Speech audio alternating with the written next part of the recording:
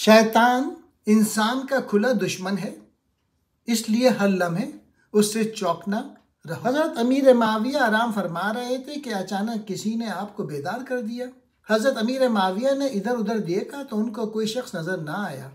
پھر آپ نے دیکھا کہ ایک شخص دروازے کی آڑ میں اپنا منہ چھپائے کھڑا ہے۔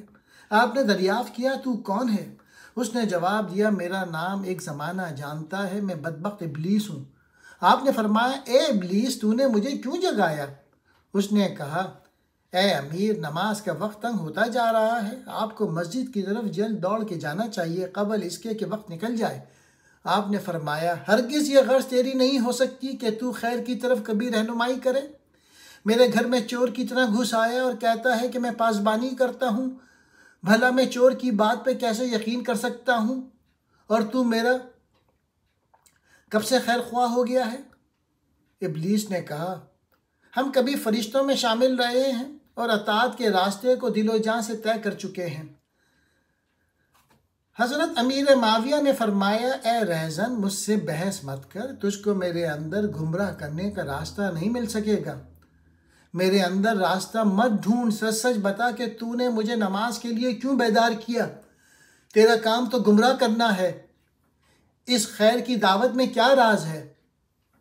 ابلیس نے کہا، بدگمان آدمی تو سچی بات کو 100 دلیلوں کے باوجود تسلیم نہیں کرتا۔ میرا قصور صرف یہ ہے کہ ایک بدی کر بیٹھا اور دنیا میں بدنام ہو گیا۔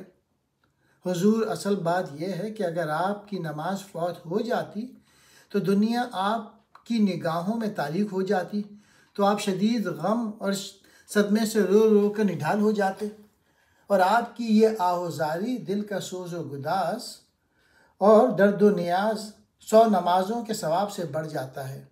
آپ کے قرب اعلیٰ کے خوف اور حسد نے مجھے آپ کو بیدار کرنے کے لیے آمادہ کیا۔ بھلا مجھ کو یہ کب گوارا تھا کہ آپ اس قدر زیادہ ثواب حاصل کر لیں؟ آپ کو جگانے کا باعث میرا یہی جذبہ حسد تھا۔ میں انسان کا دشمن ہوں، میرا دل یہ کیسے گوارا کرے گا اسے کوئی فائدہ پہنچے؟ حضرت امیر معاویہ نے فرمایا، ہاں، اب تو نے اصل بات بتائی۔